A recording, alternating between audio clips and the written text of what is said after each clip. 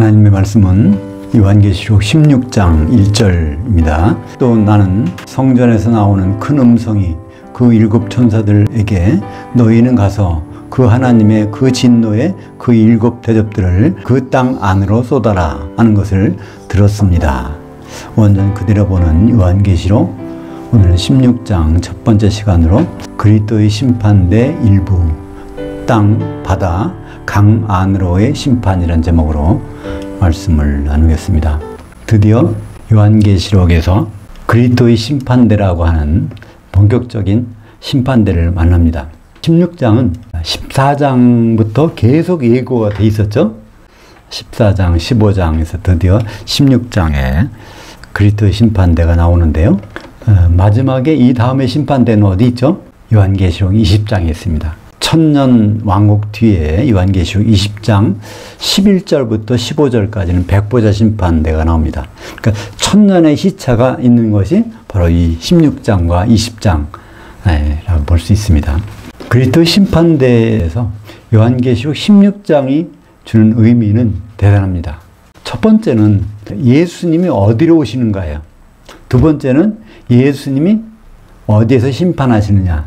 그런 내용이 16장이 없다면 그 부분에 대해서 굉장히 혼란스러울 겁니다.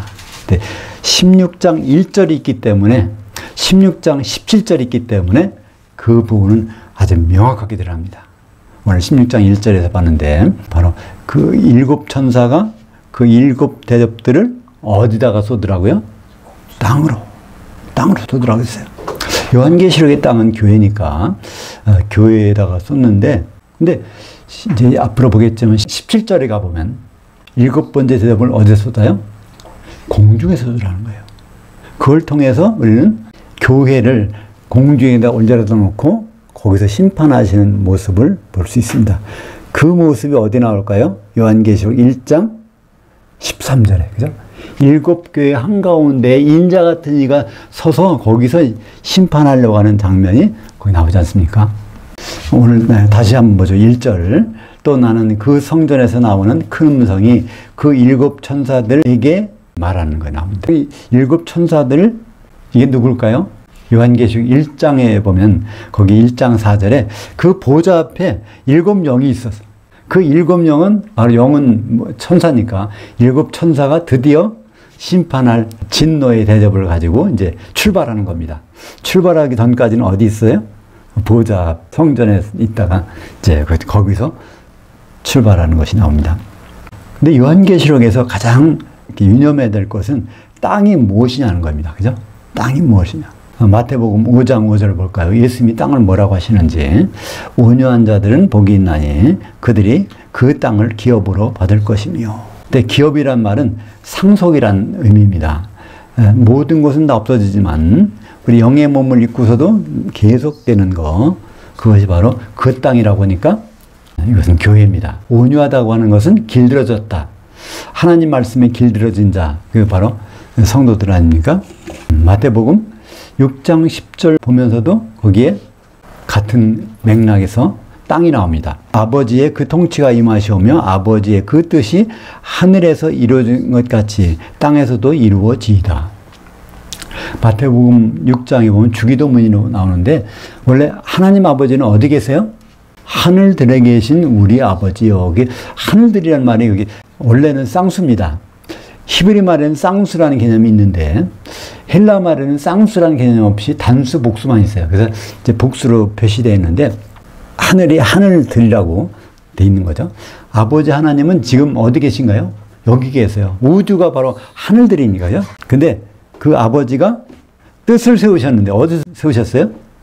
단수의 하늘, 셋째 하늘, 거기서 뜻을 세우셨다는 겁니다. 그 뜻이 이제는 어디서 이루어지기를 우리가 기도해야 돼요? 땅에서도. 근데 이 땅이 어떤 땅이에요? 마태복음 5장과 6장은 7장까지 산상수훈에서 같은 말씀을 하시는 겁니다. 기업으로 상속으로 받을 그 교회를 통해서 아버지가 세우신 뜻, 어떤 뜻이에요? 그리스도와 교회가 혼연하는 그것이 이루어지는 것을 주기도문에서 제자들한테 기도하라고 가르쳐 주신 것입니다. 우리가 주님의 말씀에 순종한다면 우리는 그것을 그리스도와 교회가 혼인하는 것에 대해서 기도를 해야 되지 않겠습니까? 에베소서 1장 22절 또 만물을 그 발 아래 복종하게 하시고 그를 예수 그리스도를 만물 위에 교회의 머리로 삼으셨느니라. 그러니까 교회의 머리가 바로 예수 그리스도, 그리스도의 몸은 교회라는 걸 관계를 말씀해 주고 있죠. 그래서 요한계시록 1장 5절에 보면 죽은 자들 가운데서 맏아들 되시고 그 땅의 왕들의 우두머리가 되신 예수 그리스도. 그래서 그 관계를 계속 설명하고 있는데 한마디로 땅 하면은 교회, 바다 하면 세상, 강하면 뭘까요? 땅과 바다 사이에 있는 거죠. 이런 그리스도의 심판대가 아주 생생하게 그림으로 나타나는 게 있어요. 이 성화가 바로 그 스갈에서 14장 4절을 그림으로 그린 건데 좀 잘못된 부분도 있지만 스갈에서 14장 4절을 볼까요? 그날에 그의 발이 메시아의 발이 예루살렘 앞 동쪽 그 올리브산에 대하여 서실 것이요 그 올리브산은 그 한가운데가 동서로 갈라져 매우 큰 골짜기가 되어 산 절반은 북으로 산 절반은 남으로 옮기고 여기 그 올리브산이 쩍 갈라지는 게 나와요. 이 올리브산이 뭘까요? 요한계시록 보면 알 수 있습니다. 올리브유는 성도들이니까 올리브 나무는 교회고 올리브산은 그 나무가 많은 모든 교회, 7교회를 나타내는 거죠. 7교회가 바로 그 예수님 오시는 곳에 들려가지고 갈라진다는 건 뭐예요? 심판이죠. 요한계시록에서는 그걸 뭐로 표시하고 있습니까? 큰 지진이라고 그래요. 땅이 크게 갈라지는 거예요. 땅이 바로 심판받는 것을 요한계시록 16장 18절에 거기에 큰 지진이라는 말로 그 심판을 나타내고 있습니다. 그래서 그냥 구약 성경만 보면은 요한계시록 보지 않으면은 결국 예수님이 지상에 재림하셔서 제3성전에서 붉은 송아지 가지고 제사 지내는 거 이걸 준비하고 있는 사람들이 있단 말입니다. 그건 성경을 끝까지 잘 안 봤기 때문에 그런 생각을 하게 되는 거죠. 누가복음 17장에 보면 30절부터 37절까지 거기에 보면 여기에 독수리가 나옵니다. 독수리가 뭐라고 그랬죠? 아에토스. 공중은 아에르. 그러니까 아에르가 공중인데 공중에서 서식하는 거 그걸 아에토스라고 부릅니다.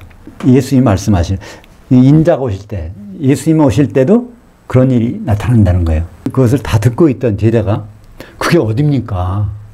지상입니까? 아닙니까? 어딥니까? 그 말을 할 때 예수님 어떻게 대답하세요? 독수리들로 대답해요. 왜냐하면 독수리가 공중에서 서식하는 거니까. 그러니까 공중이라는 말을 예수님 아주 멋있게 아에토스. 아에토스들이 다 예수님 있는 데로 모이는 그곳이 바로 심판의 장소야. 한번 같이 읽어보겠습니다. 30절, 34절. 5절 37절까지요. 인자가 나타난 날에도 이러하리라. 내가 너희에게 이르노니 그 밤에 둘이 한 자리에 누워 있음에 하나는 영접함을 얻고 하나는 추방함을 당할 것이요 두 여자가 함께 맷돌을 갈고 있음에 하나는 영접함을 얻고 하나는 추방함을 당할 것이니라. 그들이 대답하여 이르되 주여 어디오니까? 이르시되 그 몸이 있는 곳에 독수리들이 함께 모임을 당하느니라. 그러니까 제자들은 이 말씀을 금방 깨달았을 거예요. 아에토스가 있는 곳에 거기에 뭐죠? 그럼 제자들은 아에토스? 거기가 아에르잖아. 이렇게 금방 깨달을 거잖아요. 우리는 이거를 그냥 이렇게 글자로 해놓고 보니까 더구나 우리 성경에는 어떻게 번역되어 있어요? 죽음이 있는 곳에 독수리들이 모이느니라. 시체가 있는 곳에 독수리들이 뜯어먹으려고 모이느니라. 이렇게 번역해놨어요. 근데 원전에는 모여진다. 수동형이야. 성도들이 자기가 자발적으로 가는 것이 아니라 추수꾼들, 천사들이 이끌려가고 거기까지 간다는 거예요. 데살로니가전서 4장 16절 주께서 호령과 천사장의 음성과 하나님의 나팔 소리로 친히 하늘로부터 강림하시리니 그리스도 안에서 죽은 자들이 먼저 일어나고 그 후에 살아남은 자들도 그들과 함께 구름 속으로 휴거되어 어디서? 공중에서 주를 만난다는 것 말씀하고 있죠. 그래야 우리가 항상 주와 함께 있으리라. 뭐가 안 되면 성령이 소멸되지 않으면 항상 주와 함께. 성령이 소멸되면 어떻게 돼요? 한번 어디 갔다 와야 되는 데가 있어요. 불섞인 유리바다에 1000년 동안 있다가 나중에 백보자 심판대에서 만나게 되겠죠. 요한계시록 1장 10절과 13절 16절 보면요. 내가 영으로 주의 날에 있었더니 내 등 뒤에서 나는 나팔 소리 같은 큰 음성을 들으니 그 등잔대들 한가운데 인자 같은 분이 발에 닿는 옷을 입고 가슴에 금으로 띈 띠를 띠고 계셨습니다. 16절 그분의 오른손에는 7별들이 있고. 이게 어느 장면이에요? 주의 날, 주의 재림의 날 인자가 있는데 그분의 여기 7별들이 가지고 있어. 뭐 하려고? 7 천사들이 7 대접을 가지고 심판하려고. 거기 7별들이 바로 7명이고 7 천사고.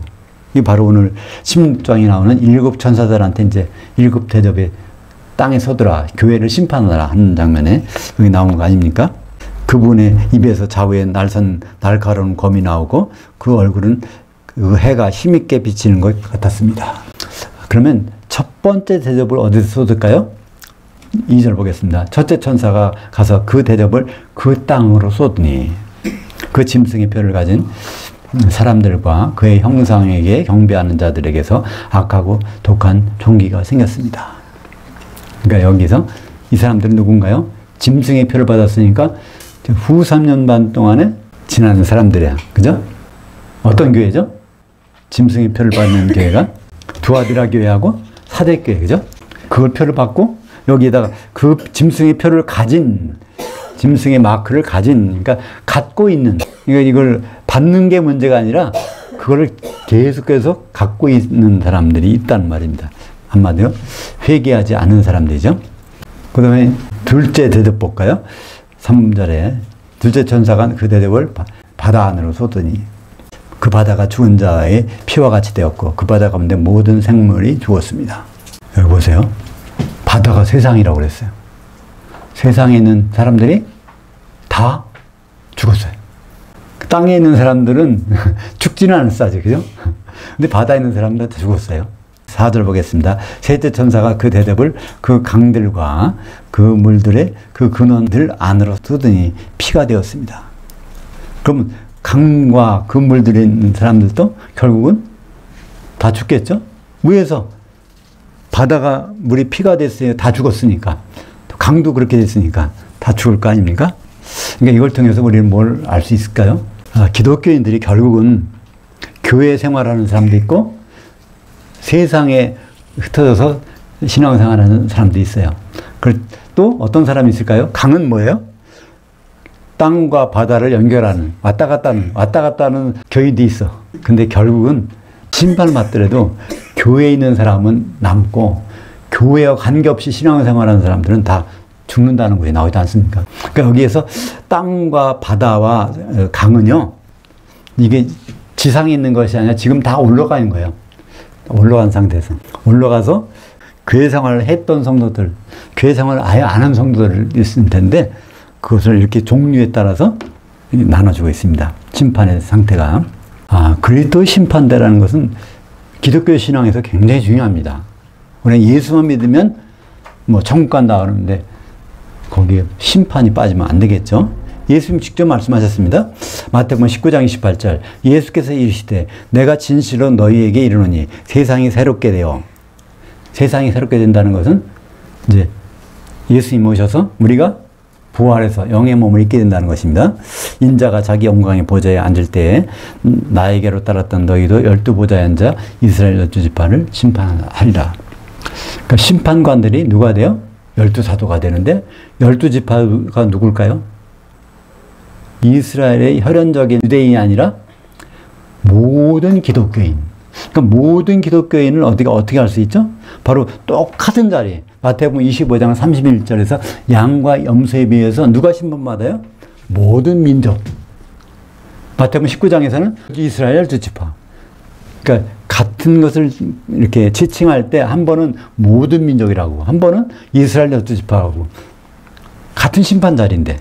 그러니까 우리는 여기서 성경에서 이스라엘 12지파는 유대인, 혈연적 유대인하고 아무 무관한 것이다. 우리 100% 기독교인을 말하는 것이다. 왜냐하면 모든 민족은 어떤 모든 민족이에요?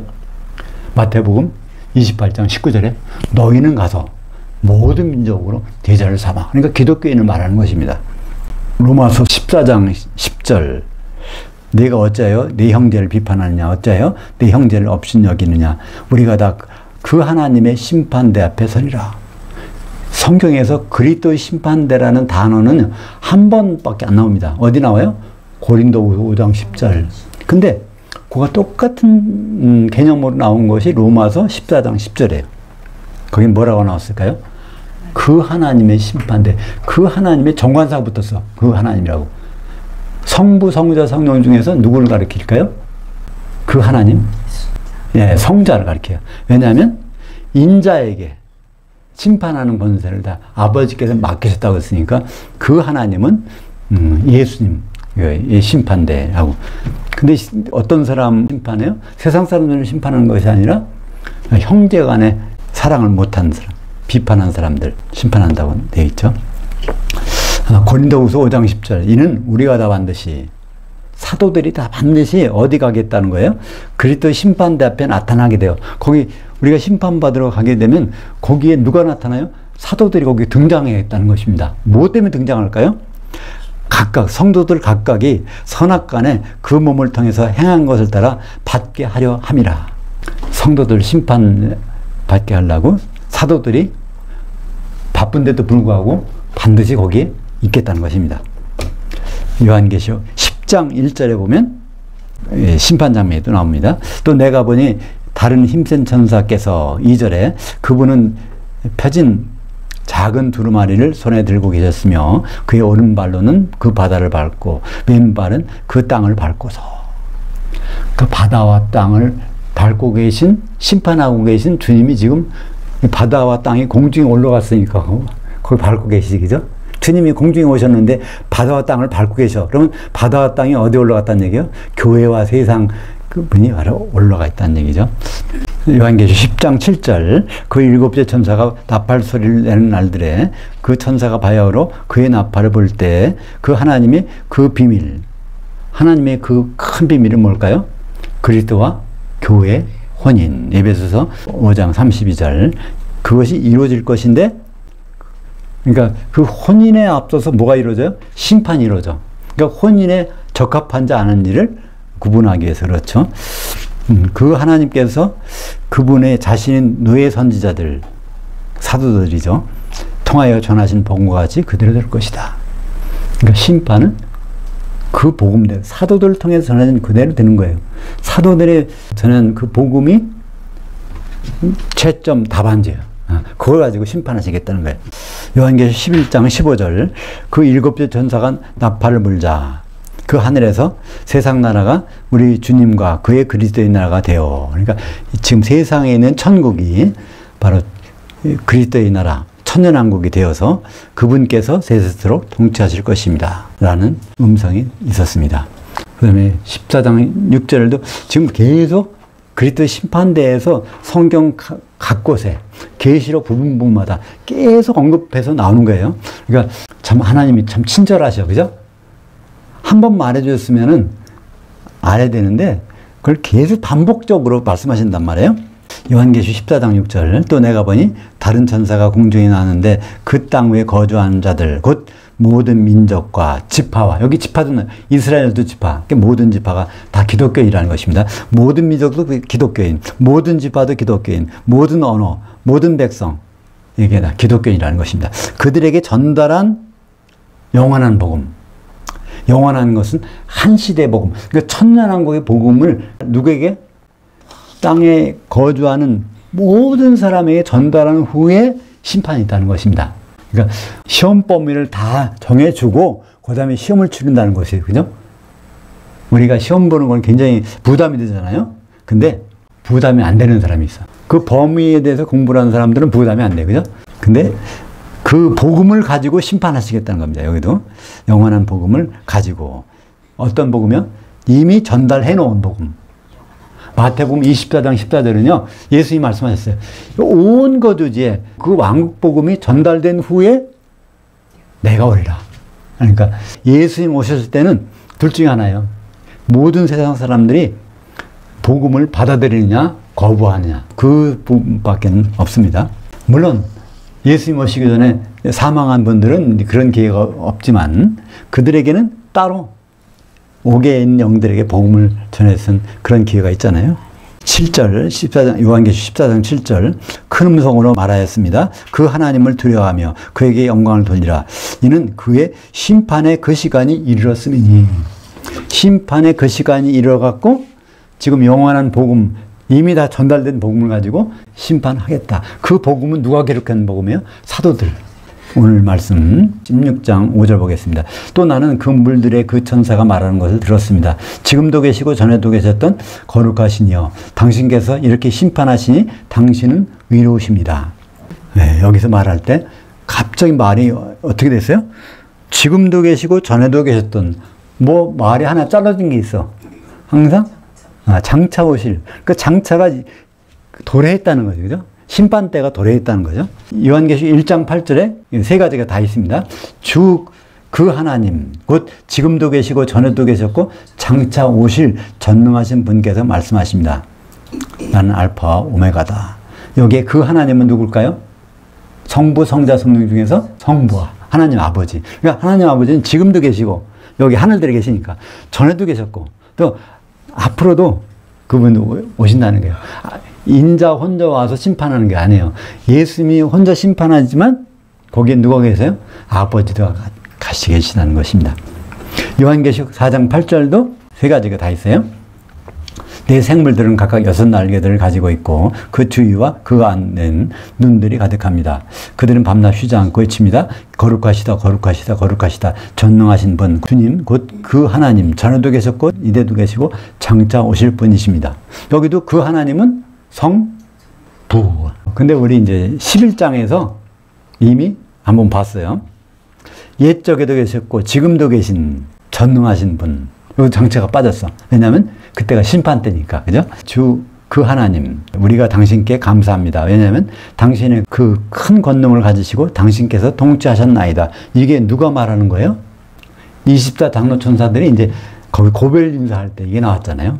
6절 그들이 성도들과 선지자들이 피를 흘렸으므로 그들에게 피를 마시게 하신 것이 마땅합니다. 누가 피를 흘렸을까요?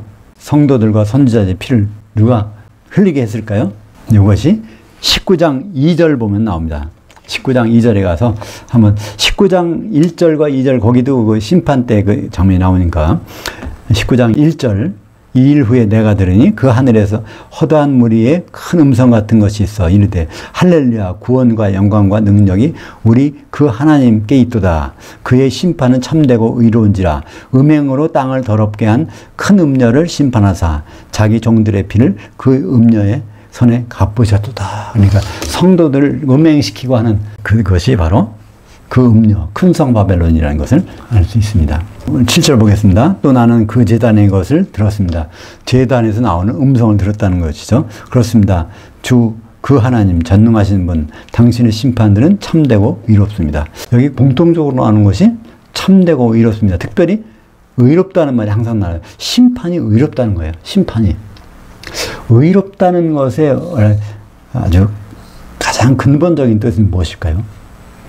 의롭다는 것은 바른 길을 간다는 겁니다. 바른, 정해질 길을 간다는 거예요. 그거를 성경에서는 의롭다 그럽니다. 다른 길로, 그러니까 옆으로 새는 것이 아니라 정해지는 것. 그러니까 모든 것은 주님이 정해놓으셨어. 그걸 어디에 정해놓으셨을까요? 레위기 23장에 보면 7개 절기로 예수님이 길을 딱 정해놓으셨는데 6월절부터 장막절까지. 그럼 장막절이 혼인만찬에서 즐거워하게 할 것이다. 나오지 않습니까? 근데 이전에 이 일들에 대해서 두 증인교회가 죽어서 호소하는 장면이 나옵니다. 요한계시록 6장 9절 그가 5째 봉인을 떼셨을 때 나는 그 하나님의 그 말씀 때문에 또 그들이 가지고 있던 그 증거 때문에 죽임을 당한 이들이 그 혼들이 그 제단 아래 그러니까 죽어서 이제 낙원에서 말하는 거겠죠. 있는 것을 보았습니다. 그들의 몸뚱아리 시체는 길바닥에 있지만 큰 소리로 부르짖으며 거룩하시고 참되신 주인님 그 땅에 거하는 자들을 언제쯤 심판하시어 우리 그 피의 원한을 갚아주시겠습니까? 라고 하니 후 3년 만에 이것을 말했는데 바로 그리스도 심판대가 되어갖고 심판하시는 것입니다. 요한계시록 15장 3절 우리가 다시 보겠습니다. 그들은 그 하나님의 노예 모세 그늘에 어린 양의 그늘에를 부르며 말하였습니다. 주 그 하나님 곧 전능하신 분 당신의 일들이 크고 놀랍습니다. 그 민족이 그의 왕 주님의 그 일들은 의롭고 진실합니다.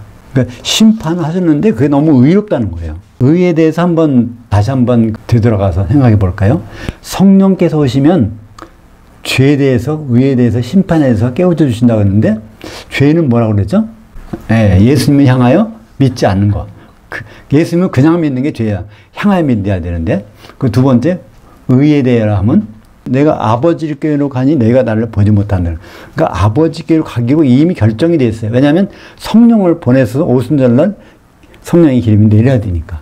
그래서 의라는 것은 이렇게 항상 이미 정해놓으신 그 길을 따라서 가는 것이 바로 의롭다는 것을 말씀하고 있죠.